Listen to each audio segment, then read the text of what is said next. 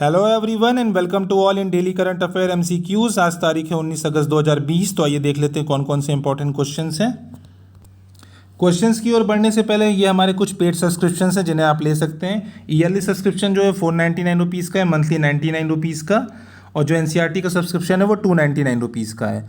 अगर आप yearly subscription लेते हैं तो आपको करना क्या होगा, आप 499 रुपीज़ आपको गूगल पे या फ़ोनपे करना है रिस्पेक्टिव नंबर पे। उसके बाद हमारे साथ स्क्रीनशॉट शेयर करना है व्हाट्सएप पे। जैसे ही आप स्क्रीनशॉट को शेयर करेंगे तो आप ये सारी फैसिलिटीज़ जो हैं उनको अवेल कर पाएंगे। उसके बाद जो भी हम लोग करंट अफेयर डिस्कस करने जा रहे हैं उसके पीडीएफ नोट को भी अवेल कर पाएंगे। तो चलिए बढ़ते अपने पहले क्वेश्चन की ओर। पहला क्वेश्चन इथेनॉल ब्लेंडेड प्रोग्राम के बारे में है। आइए स्टेटमेंट्स को ध्यान से पढ़ लें। पहला स्टेटमेंट ये कहता है कि इस प्रोग्राम के अंतर्गत रिड्यूस किए जाएगा व्हीकल के एग्जॉस्ट एमिशन को, और साथ में ही जो क्रूड पेट्रोलियम का इंपोर्ट बर्डन है उसको भी कम किया जाएगा। दूसरा स्टेटमेंट ये कहता है रिसेंटली गवर्नमेंट ने हाल में कुछ टारगेट सेट किए हैं जहाँ पे ब्लेंडिंग को 10% किया जाएगा 2022 तक, और इसको बढ़ा के 20% कर दिया जाएगा 2030 तक। तो बताइए कौन कौन से स्टेटमेंट करेक्ट हैं। तो मैं आपको बता देना चाहता हूँ दोनों के दोनों स्टेटमेंट करेक्ट है, इसलिए ऑप्शन सी करेक्ट हो जाता है। आइए जान लेते हैं इसके बारे में। देखिए ये प्रोग्राम जो था ना वो हाल में ही न्यूज़ में था। गवर्नमेंट ने नए टारगेट सेट किए हैं जहाँ पे 10% ब्लेंडिंग की जाएगी 2022 तक और 20% ब्लेंडिंग की जाएगी 2030 तक। ये नेशनल बायोफ्यूल पॉलिसी 2018 के साथ ही लाइन में लॉन्च किया गया था इस प्रोग्राम को, और इसका ये जो मेन की पॉइंट है यही है कि व्हीकल के एग्जॉस्ट को कम करना है और जो क्रूड पेट्रोलियम का इंपोर्ट बर्डन है ना उसको भी रिड्यूस करना है। अभी जो ब्लेंडिंग की जाती है ना वो 5% की जाती है, इसी को इंक्रीज़ करने का टारगेट रखा गया है। तो यही सारी इन्फॉर्मेशन थी इस प्रोग्राम के बारे में। आइए चलते अगले क्वेश्चन की ओर। सेकेंड क्वेश्चन जो है वो कुछ ट्रेडिशनल न्यू ईयर फेस्टिवल्स के बारे में है। हमें ये बताना है कौन सा पेयर करेक्टली मैच्ड है। तो कौन सा फेस्टिवल कौन से स्टेट में मनाया जाता है आइए देख लेते हैं। जो पहला फेस्टिवल है नवरे उसको मनाया जाता है गुजरात में। जो दूसरा फेस्टिवल है साजीबू चिरोबा वो मणिपुर में।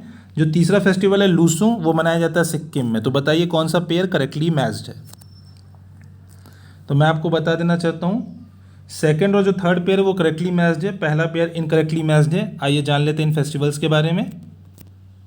देखिए जो नवरे फेस्टिवल है ना वो सेलिब्रेट किया जाता है कश्मीर में, ना कि गुजरात में, इसीलिए पहला पेयर इनकरेक्ट था। ठीक है, और ये पड़ता कब है, ये very first day of Chaitra Navratra के दिन पड़ता है। ठीक है, जो दूसरा फेस्टिवल है वो साजीबू चेरुबा के बारे में है। इसको जो सेलिब्रेट किया जाता है वो मीटीज़ के द्वारा किया जाता है जो एक एथनिक ग्रुप है मणिपुर की। देखिए साजीबू का मतलब ही यही होता है कि first day of Manipur lunar month. ठीक है, ये हमेशा ये जो फेस्टिवल है वो अप्रैल मंथ ही में ही हमेशा पड़ता है हर साल। आइए लूसुंग के बारे में जान लें। लूसुंग को नामसुंग के नाम से भी जाना जाता है और इसको सिक्किम्स न्यू ईयर के नाम से भी जाना जाता है। ये एक फार्मर रिजॉइस फेस्टिवल है, मतलब फार्मर आके यहाँ पे इकट्ठा होकर रिजॉइस एंजॉय करते हैं अपने हार्वेस्ट को और इसी को सेलिब्रेट करते हैं। तो चलिए बढ़ते हैं अगले क्वेश्चन की ओर। तीसरा क्वेश्चन जो वो रीस्टोर एल प्रोजेक्ट के बारे में है। ये हमेशा न्यूज़ में रहता है। हमें बताना है ये किससे रिलेटेड है। क्लाइमेट चेंज मिटिगेशन से रिलेटेड है, प्रिजर्वेशन ऑफ एशियन मोनूमेंट से रिलेटेड है, इन ऑर्बिट सैटेलाइट सर्विसिंग से रिलेटेड है, या protection of earth from asteroid से रिलेटेड है।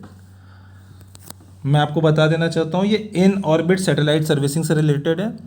आप मतलब इसके नाम से भी अंदाज़ा लगा सकते हो। रिस्टोर का ही मतलब होता है कि बैक टू ओरिजिनल में, मतलब उसको रिस्टोर करना, मतलब किसी पुरानी चीज़ को वापस से नया बनाना। तो चलिए आइए इस प्रोजेक्ट के बारे में डिस्कस कर लेते हैं। देखिए अप्रैल 2020 तक ना इस प्रोजेक्ट को रीस्टोर एल प्रोजेक्ट के नाम से जाना जाता है। अब इसको ओसैम 1 के नाम से जाना जाता है। ठीक है, ओसैम का मतलब क्या होता है, on orbit servicing assembly and manufacturing. ठीक है, एक तरह का ये रोबोटिक स्पेसक्राफ्ट है जो कि इक्विप्ड है सारे टूल और टेक्नोलॉजीज़ से, जो कि क्या करेगा वो अपने टूल और टेक्नोलॉजीज़ का यूज़ करके क्या करेगा, सैटेलाइट की जो लाइफ स्पैन है ना उसको एक्सटेंड कर देगा सर्विसिंग करके। जैसे क्या होगा कि ये जाएगा स्पेसक्राफ्ट ऑर्बिट में, यहाँ पे सैटेलाइट है, इसके पास जाएगा, इसको सर्विस करेगा, रिफ्यूल करेगा, इसकी लाइफ को रिजुविनेट करेगा और इसके लाइफ स्पैन को बढ़ा देगा। मान लीजिए 5 ईयर था तो इसकी लाइफ स्पैन को बढ़ा के 7 ईयर्स कर देगा। तो इसका ये काम है। तो इसका और जो फर्दर इन्फॉर्मेशन है आइए उसको भी देख लें। देखिए वो करेगा क्या क्या। देखिए यहाँ पे क्या करेगा, गवर्नमेंट जो सैटेलाइट है उनको रीलोकेट भी करेगा, government own satellite to extend his life, उनको रीलोकेट करेगा। और ओसैम की कैपेबिलिटीज़ के बारे में बात करें ना, तो इसका फ़ायदा क्या है? सबसे बड़ा बेनिफिट ये है कि जो सैटेलाइट ऑपरेटर्स हैं ना, उनको देता है कि एक अच्छी तरह से उनको मैनेज करने का एक एफिशिएंट वे प्रोवाइड करता है। दूसरा जो है कि जिसने सैटेलाइट बना के ऑर्बिट में मतलब स्पेस के ऑर्बिट में लॉन्च किया है, उनका जो इनिशियल इन्वेस्टमेंट है ना, उसको बूम करता है। मतलब एक बार सैटेलाइट मान लीजिए बनाया गया था 5 ईयर्स के लिए, अब उसका लाइफ एक्सटेंड हो गया 7 ईयर्स के लिए, तो उसी इन्वेस्टमेंट में अब ये 2 साल और काम करेगा। तो एक तरह का ये बहुत बड़ा मॉनेटरी बेनिफिट भी प्रोवाइड करेगा। तो चलिए बढ़ते हैं अगले क्वेश्चन की ओर। जो हमारा चौथा क्वेश्चन है वो इंटरनेशनल सोलर अलायंस के बारे में। आइए स्टेटमेंट्स को ध्यान से पढ़ लेते हैं। पहला स्टेटमेंट कहता है कि इसको अनाउंस किया गया था 21st session of United nation climate change conference of parties COP21 in Paris, France. दूसरा स्टेटमेंट ये कहता है जितनी भी कंट्री ट्रॉपिक ऑफ कैंसर और कैप्रिकॉर्न के बीच में लाई करती हैं वो सारी की सारी ISA को ज्वाइन कर सकती हैं। तीसरा स्टेटमेंट कहता है कि ये फंक्शन करेगा national institute of solar energy in India, Gurugram से। तो बताइए कौन कौन से स्टेटमेंट करेक्ट हैं। तो मैं आपको बता देना चाहता हूँ तीनों के तीनों स्टेटमेंट बिल्कुल करेक्ट है, तो ऑप्शन डी करेक्ट हो जाता है। आइए जान लेते हैं इसके बारे में। देखिए ये हाल में ही न्यूज़ में था, क्योंकि ISA जो है ना, उसने 8 सितंबर 2020 को एक first world solar technology summit को ऑर्गेनाइज़ किया गया है, जो कि वर्चुअल प्लेटफॉर्म पे होगा। आइए जान लेते हैं ISA के बारे में। देखिए ISA को अनाउंस किया था PM ऑफ इंडिया और प्रेसिडेंट ऑफ फ्रांस, दोनों ने मिलकर 30 नवंबर 2015 को COP21 में।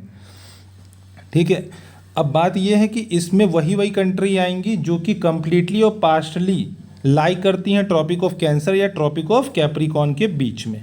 इक्वेटर, कैंसर और कैप्रिकॉर्न, यहाँ के बीच में जो चाहे वो फुल्ली लाई करें चाहे वो पार्शली लाई करें, सारी की सारी कंट्री क्या करेंगी, इसको ज्वाइन कर सकती हैं। देखिए जो सोलर एनर्जी है ना, वो एक तरह की रिलायबल एनर्जी है, तो ये सस्टेनेबल डेवलपमेंट गोल 7 को भी अचीव करने में मदद करेगी।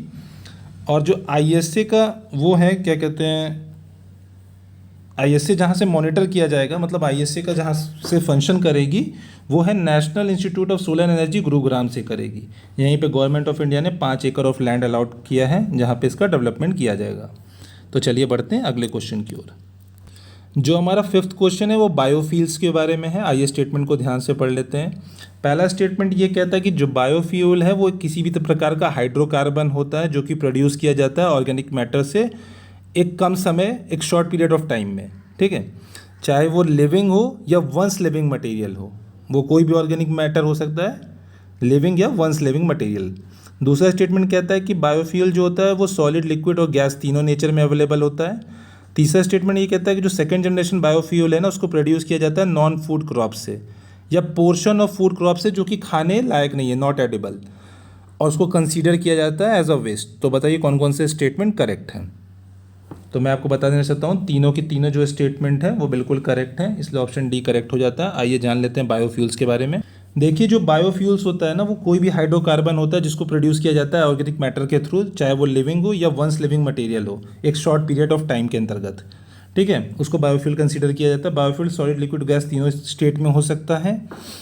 देखिए इसको जो बायोफ्यूल को है ना, वो रिप्लेस भी कर सकता है डीजल पेट्रोल को भी, या तो इसको कंबाइन करके इन एडिशन, मतलब दोनों को ऐड करके यानी ब्लेंड करके भी यूज़ किया जा सकता है। तो हो सकता है फ्यूचर में जो बायोफ्यूल है इन डीजल और पेट्रोल को कम्प्लीटली मतलब वेक आउट कर दे, और या तो फिर इनके साथ इन एडिशन यूज़ होगा।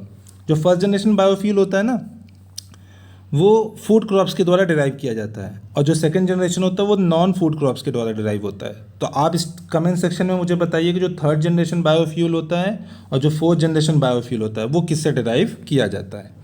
तो चलिए बढ़ते हैं आगे।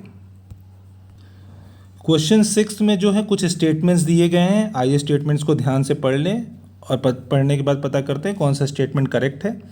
पहला स्टेटमेंट ये कहता है जो स्पेशल मैरिज एक्ट 1954 है वो ये प्रिस्क्राइब करता है कि 18 ईयर्स जो होती है वो मिनिमम एज ऑफ कंसेंट होती है मैरिज के लिए, मेंस के लिए। और दूसरा स्टेटमेंट ये कहता है कि convention on the elimination of all forms of discrimination against women 1979, ये जो कन्वेंशन है इसका जो इंडिया है अभी भी पार्टी मेंबर नहीं है। तो बताइए कौन कौन से स्टेटमेंट करेक्ट है। तो मैं आपको बता देना चाहता हूँ दोनों के दोनों स्टेटमेंट इनकरेक्ट है, इसलिए ऑप्शन डी करेक्ट हो जाता है। आइए जान लेते हैं इसके बारे में। देखिए 74 इंडिपेंडेंस डे पे ना सेंट्रल गवर्नमेंट ने एक कमेटी को सेटअप किया है जो कि रिकंसीडर करेगी minimum age of marriage for women, जो कि अभी 18 है। ठीक है। स्पेशल मैरिज एक्ट 1954 जो है वो प्रिस्क्राइब करती है 18 years, and prohibition of child marriage act 2006 वो प्रिस्क्राइब करती है कि 21 ईयर जो है ना वो minimum age of consent of marriage women और मेन दोनों के लिए है। ठीक है। तो और फर्दर इन्फॉर्मेशन देखिए, जो इंडिया जो है वो स्टेट पार्टी है convention of elimination of all forms of discrimination against women 1979, इसलिए जो दूसरा स्टेटमेंट था वो भी इनकरेक्ट था। पहला स्टेटमेंट इसलिए इनकरेक्ट था क्योंकि यहाँ पे मैन और वुमेन दोनों के बारे में बात की गई है और स्टेटमेंट में सिर्फ मैन मेंशन किया गया था, इसलिए वो इनकरेक्ट था। तो ये सारी इन्फॉर्मेशन थी इस स्पेशल मैरिज एक्ट के बारे में। चलिए बढ़ते हैं आगे। जो हमारा 7th क्वेश्चन है वो रिगार्डिंग है national organ and tissue transplant organization के बारे में। आइए स्टेटमेंट्स को ध्यान से पढ़ लें। पहला स्टेटमेंट ये कहता है कि एक नेशनल लेवल का ऑर्गेनाइजेशन है जिसको सेटअप किया गया है directorate of general health services, ministry of health and family welfare के द्वारा। दूसरा स्टेटमेंट कहता है कि ये जो ऑर्गेनाइजेशन है वो कोऑर्डिनेट करेगा और एक नेटवर्क को इस्टेब्लिश करेगा जिससे कि प्रोक्योरमेंट और डिस्ट्रीब्यूशन किया जा सके ऑर्गन्स का और टिश्यू का, जैसा कि मेंशन है transplantation of human organs amendment act 2011 में। तो बताइए कौन कौन से स्टेटमेंट करेक्ट हैं। तो मैं आपको बता देना चाहता हूँ दोनों के दोनों स्टेटमेंट बिल्कुल करेक्ट है, तो ऑप्शन डी करेक्ट हो जाता है। ये जान लेते हैं इसके बारे में। देखिए जो इस ऑर्गेनाइजेशन को है ना वो सेटअप किया गया है director general of health services, ministry of health and family welfare के द्वारा, जो कि लोकेटेड है नई दिल्ली में। तो पहला स्टेटमेंट बिल्कुल करेक्ट था। नोटो ने कुछ स्टेट सेंटर भी बनाए हैं जिसका नाम है state organ and tissue transplantation organisation, SOTTO. ठीक है। ये इसका यही मेन फंक्शन है कि ये कोऑर्डिनेट करेगा और इस्टेब्लिश करेगा एक नेटवर्क जिससे प्रोक्योरमेंट और डिस्ट्रीब्यूशन हो सके ऑर्गन एंड टिश्यू का इस एक्ट के अंतर्गत। फर्दर इन्फॉर्मेशन ये कि नोटो जो है वो कोलैबोरेट करेगा किसके साथ, एनआईसी के द्वारा, जिससे कि एक नेशनल रजिस्ट्री बनाई जा सके ऑर्गन और टिश्यू डोनर्स की। देखिए इससे क्या होगा ना, एक तरह की मैपिंग हो पाएगी और डेटा मेंटेन हो पाएगा और जो कि सर्विलांस सिस्टम के थ्रू ये हमें पता चल पाएगा कि कितने ट्रांसप्लांटेशन होते हैं अक्रॉस द कंट्री। ठीक है। तो चलिए बढ़ते हैं अगले क्वेश्चन की ओर। 8th क्वेश्चन जो है गंगा रिवर के बारे में हमें बताना है कि कौन सी रिवर जो है ट्रिब्यूटरी नहीं है रिवर गंगा की। तो मैं आपको बता देना चाहता हूँ बेतवा जो है वो ट्रिब्यूटरी नहीं है गंगा की। आइए जान लेते हैं इसके बारे में इन्फॉर्मेशन। देखिए यहाँ पे गंगा रिवर की कुछ प्राइमरी ट्रिब्यूटरीज को लिस्ट किया गया है, आइए देख लेते हैं एक बार। यमुना, चंबल, रामगंगा, गोमती, शारदा, गंडक, कोसी, दामोदर, महानंदा एंड घाघरा। तो ये सारी रिवर्स को ध्यान में रखिएगा, ये सारी रिवर्स गंगा की ट्रिब्यूटरी हैं। तो चलिए बढ़ते हैं अगले क्वेश्चन की ओर। जो हमारा 9th क्वेश्चन है वो वाइट टाइगर से रिलेटेड है। आइए इस क्वेश्चन को एक बार ध्यान से देख लेते हैं। क्वेश्चन ये कहता है कि वर्ल्ड का जो first sanctuary for white tiger है वो किस स्टेट में लोकेटेड है, कर्नाटका, असम, मध्य प्रदेश, उत्तराखंड। तो मैं आपको बता देना चाहता हूँ ये एमपी में लोकेटेड है, तो ऑप्शन सी करेक्ट हो जाता है। आइए जान लेते हैं इसके बारे में। देखिए जो वाइट टाइगर्स है ना वो प्रीडोमिनेंटली कहाँ पे पाए जाते हैं, रीवा एमपी में। ठीक है। एक वाइट टाइगर सफारी भी लॉन्च की गई थी 2016 में सतना डिस्ट्रिक्ट ऑफ एमपी में। देखिए वाइट टाइगर्स का जो वाइट कलर होता है वो साइंटिस्ट के अकॉर्डिंग मेलानिन की कमी की वजह से होता है। ये मेलानिन एक तरह का सब्सटेंस है जो स्किन को डार्क बनाता है, इसलिए अगर आप फेयर लुक चाहते हैं तो अपने बॉडी में मेलानिन की कमी करिए, ना कि किसी क्रीम का यूज़ करिए। ठीक है। क्रीम व्रीम सब बकवास चीज़ें हैं। चलिए बढ़ते हैं अगले क्वेश्चन की ओर। जो हमारा 10th क्वेश्चन है उसमें कुछ पेयर्स मेंशन किए गए हैं, आइए पेयर्स को ध्यान से पढ़ लेते हैं और ये बताना है कि कौन सा पेयर करेक्टली मैच्ड है। तो पहला है अम्ब्रेला मूवमेंट, ये एक तरह का पॉलिटिकल मूवमेंट था जो कि स्टार्ट हुआ था during the Hong Kong democracies protest. दूसरा येलो वेस्ट मूवमेंट था, ये एक तरह का प्रोटेस्ट मूवमेंट था जो कि इकोनॉमिक जस्टिस से रिलेटेड था, जो कि स्टार्ट हुआ था चाइना में। तीसरा जो है वो है फ्राइडेज फॉर फ्यूचर मूवमेंट, ये एक तरह का ग्लोबल स्टूडेंट मूवमेंट था जो कि पुश करता है एक्शन ऑन क्लाइमेट चेंज को पे। तो बताइए कौन कौन से पेयर करेक्टली मैच्ड है। तो मैं आपको बताना चाहता हूँ पहला और तीसरा बिल्कुल करेक्टली मैच्ड है, तो ऑप्शन बी करेक्ट हो जाता है, दूसरा इनकरेक्ट है। तो आइए जान लेते हैं इन सारी मूवमेंट्स के बारे में। देखिए जो अम्ब्रेला मूवमेंट है वो एक तरह का पॉलिटिकल मूवमेंट था जो कि एमर्ज हुआ था ड्यूरिंग हांगकांग डेमोक्रेसी प्रोटेस्ट 2014, इसलिए पहला जो पेयर था बिल्कुल करेक्टली मैच था। येलो वेस्ट मूवमेंट या येलो जैकेट जो मूवमेंट था ना वो इकोनॉमिक जस्टिस के लिए तो था, लेकिन वो एमर्ज हुआ था फ्रांस में ना कि चाइना में, इसलिए दूसरा पेयर इनकरेक्ट था। जो तीसरा पेयर था वो ग्लोबल स्टूडेंट मूवमेंट था जो कि immediate action on climate change के ऊपर बेस्ड था, इसलिए तीसरा जो पेयर था बिल्कुल करेक्टली मैच था, जिसमें एक्टिव कैंपेनिंग और एडवोकेसी के थ्रू क्लाइमेट चेंज के ऊपर फोकस किया जा रहा था। और जो ये मूवमेंट था ना वो इंस्पायर हुआ था स्वीडिश टीनेजर के बेस पे जिसका नाम था ग्रेटा थुनबर्ग। तो आइए देख लेते हैं आगे। Okay, that's the end of the video. If you found it knowledgeful, please hit the like button and subscribe to our channel. One thing more, if you want to access our free study material, you can join our Telegram group. The link will be provided in the description box. And thank you for watching the video and have a good day.